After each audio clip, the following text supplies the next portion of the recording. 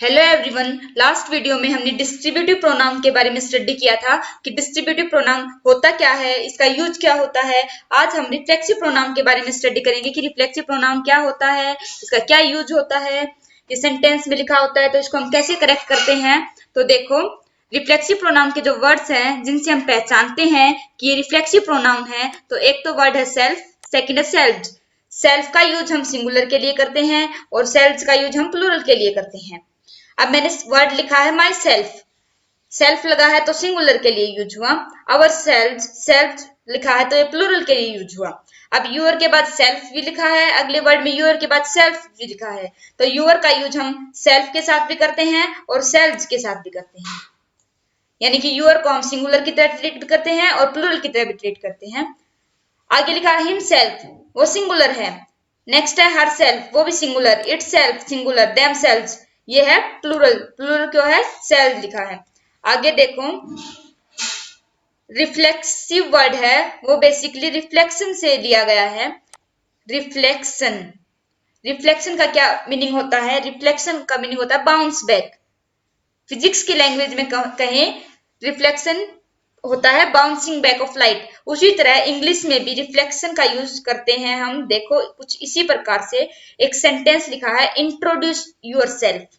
ये सेंटेंस हम जब किसी व्यक्ति से मिल रहे होते हैं, इंटरव्यू में जा रहे होते हैं, तो पूछ लिया जाता है इंट्रोड्यूस योरसेल्फ। तो हम बोलते हैं, जैसे कि मैं बोलती हूँ माई सेल्फ इज कल्पना। अब देखो, माई सेल्फ वो रिफ्लेक्सिव प्रोनाउन है। अब इंट्रोड्यूस योर सेल्फ है, यहाँ पे ऑब्जेक्टिव केस यूज नहीं होता, तो माई सेल्फ की जगह हम इधर आई लिखेंगे, आई एम कल्पना। रिफ्लेक्शन है वो ऑब्जेक्टिव केस है, तो डूअर लिखा होता है, एक वर्ब एक्शन होती है ऑब्जेक्ट। जो ऑब्जेक्ट होता है वो बाउंस बैक होता है डूअर का। डूअर क्या होता है, जिसे हम हिंदी में कर्ता बोलते हैं। अब देखो नेक्स्ट इमेज में देखते हैं हम कि ये कैसे यूज होता है। तो देखो, ये सेंटेंस है, he killed a snake, killed a snake. अब ही यहाँ पे सब्जेक्ट है, जिसे हम डूअर भी कह सकते हैं। किल्ड अपने आप में एक वर्ब है जो एक्शन के नाम से भी जानी जाती है। ए स्नेक, स्नेक यहाँ पे डायरेक्ट ऑब्जेक्ट है। डायरेक्ट ऑब्जेक्ट और इनडायरेक्ट ऑब्जेक्ट के बारे में हम इस वीडियो में ही पढ़ेंगे आगे। तो देखो, सी गिव मी ए पेन, सी यहाँ पे सब्जेक्ट है, गिव एक वर्ब है या फिर हम एक्शन भी बोल सकते हैं। मी ऑब्जेक्ट है, ए पेन भी एक ऑब्जेक्ट है। अब इस सेंटेंस में बात ये बनती है कि ए पेन डायरेक्ट ऑब्जेक्ट है या मी डायरेक्ट ऑब्जेक्ट है। अब व्हाट का जो वर्ड आंसर देता है वो डायरेक्ट ऑब्जेक्ट होता है, तो सी गेव मी व्हाट, व्हाट का आंसर दिया पेन ने, तो ये हुआ डायरेक्ट ऑब्जेक्ट। मी यहाँ पे इनडायरेक्ट ऑब्जेक्ट हुआ। डायरेक्ट ऑब्जेक्ट होता है वो हर एक सेंटेंस में कंपलसरी होता है, बिना डायरेक्ट ऑब्जेक्ट के वर्ड नहीं होता। ही किल्ड इन दिलान, अब देखो, ही यहाँ पे डूअर है, किल्ड है वो एक्शन है, इन दिलान। अब यहाँ पे हमारे पास कोई भी रिफ्लेक्सिव प्रोनाउन यूज नहीं हुआ है, तो यहाँ पे हम हर सेल्फ लगाएं या हिम सेल्फ लगाएं। यहाँ पे हम हिमसेल्फ लगाते हैं। हिमसेल्फ क्यों लगाते हैं ये बात देखो, कॉमन नाउन के जेंडर में हमने पढ़ा था कि हम मैस्कुलाइन जेंडर को प्रायोरिटी देते हैं, तो हम यहाँ पे करेंगे हिम। अब ये लाइन लिख रखी है, इसको ध्यान से देखना। We use a reflexive pronoun when direct object is not given in the sentence. अब इस सेंटेंस में हमारे पास कोई भी डायरेक्ट ऑब्जेक्ट नहीं दे रखा था। इन दिलान ये एक इनडायरेक्ट ऑब्जेक्ट है। जब डायरेक्ट ऑब्जेक्ट नहीं दिया तो हमने क्या यूज किया, रिफ्लेक्सिव प्रोनाउन का यूज किया। अब आगे देखो, नेक्स्ट पेज।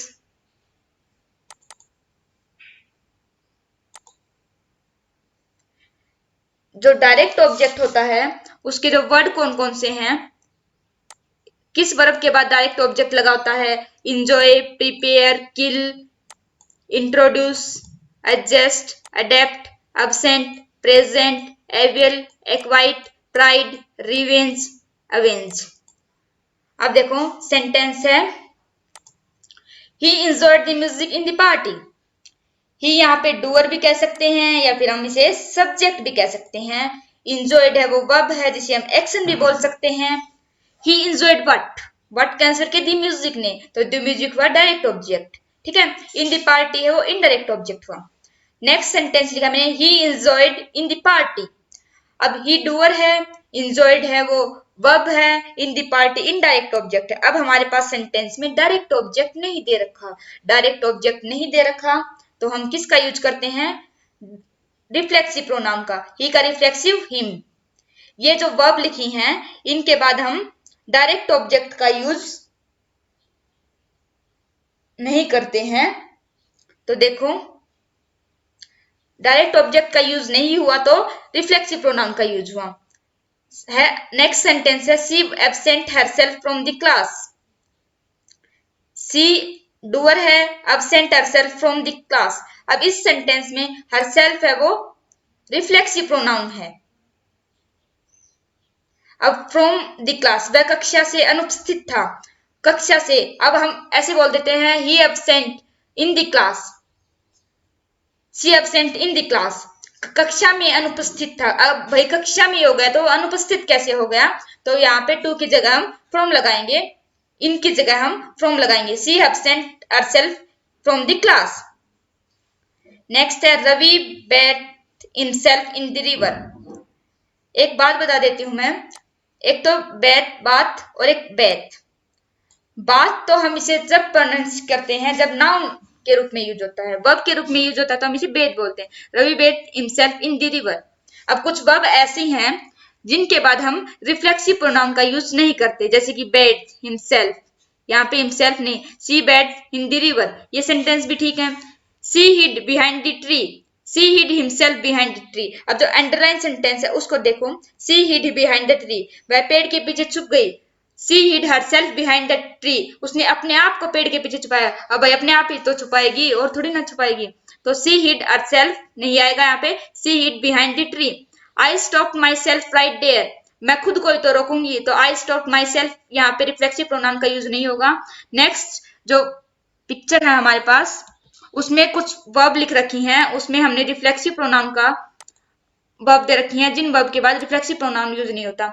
एक तो है hide, save, clean, start, keep, stop. अब देखो, I kept my self awake all night, मैं अपने आप को पूरी रात जगाती रही।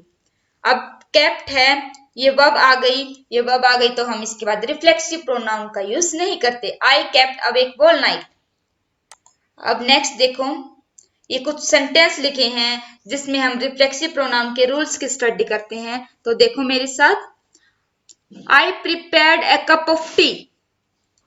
अब आई यहाँ पे है डूअर, प्रिपेयर्ड हुआ action, A cup of T, I prepared what, यानी कि ए कप ऑफ टी, यानी व्हाट का answer A cup of T ने दे दिया, तो क्या हुआ, ये डायरेक्ट ऑब्जेक्ट हुआ। इससे एक बात समझ में आई, सब्जेक्ट के बाद ये हमारे पास हो गया सब्जेक्ट, इसके बाद वर्ब, वर्ब के ठीक बाद अगर डायरेक्ट ऑब्जेक्ट दे रखा है तो इस सेंटेंस में हमने कोई भी छेड़खानी करने की जरूरत नहीं है, ये सेंटेंस अपने आप में करेक्ट है। नेक्स्ट देखो, आई प्रिपेयर्ड, मैंने बनाया, क्या बनाया।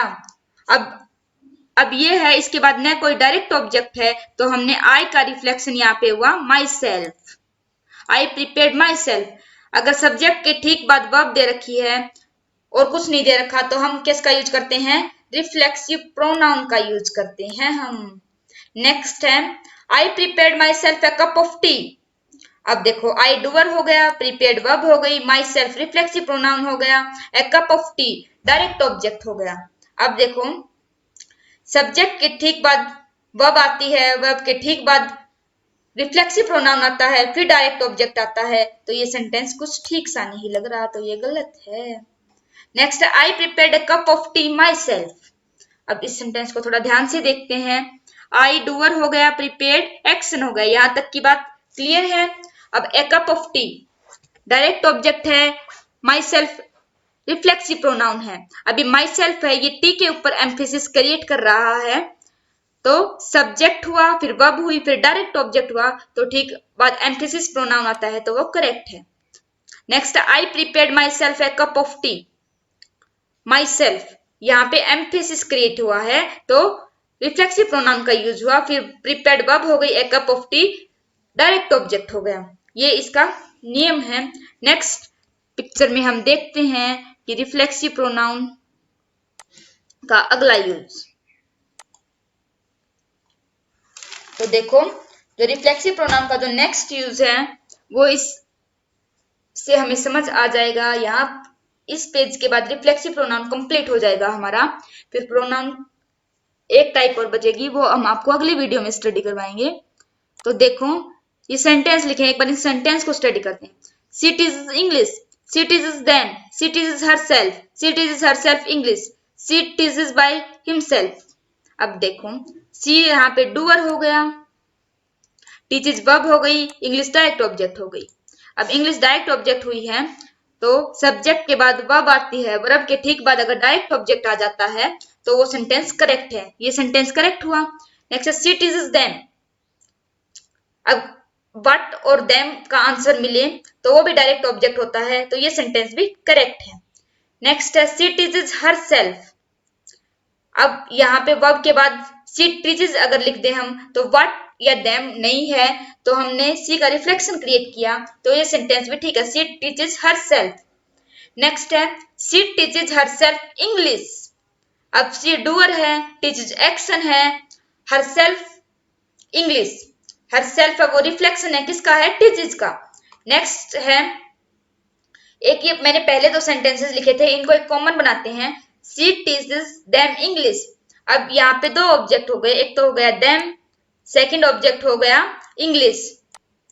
अगर हम इस सेंटेंस में एक ऑब्जेक्ट हटा दें तो देखो, देम को हटा दें तो सी टीचेस इंग्लिश, तो ये सेंटेंस वैसे भी ठीक हो जाता है। नेक्स्ट है सी टीचेस बाय हरसेल्फ। अब देखो, सी डूअर हो गया, टीचेस एक्शन हो गया। अब बाय आ गया, बाय एक प्रीपोजिशन है और प्रीपोजिशन के ठीक बाद हम ऑब्जेक्टिव केस यूज करते हैं, यानी कि herself. She teaches herself, herself यहाँ पे बाउंस बैक है, यानी कि सी का रिफ्लेक्शन प्रोड्यूस कर रहा है। तो प्रीपोजिशन के ठीक बाद रिफ्लेक्टिव केस आता है तो वो एलोन हो जाता है, उसका मीनिंग हो जाता है एलोन। सी टीचेस एलोन, यानी कि वह अकेली पढ़ाती है। आज के लिए इतना ही। नेक्स्ट वीडियो में हम प्रोनाउन की अगली टाइप के बारे में स्टडी करेंगे। Thank you so much for supporting me.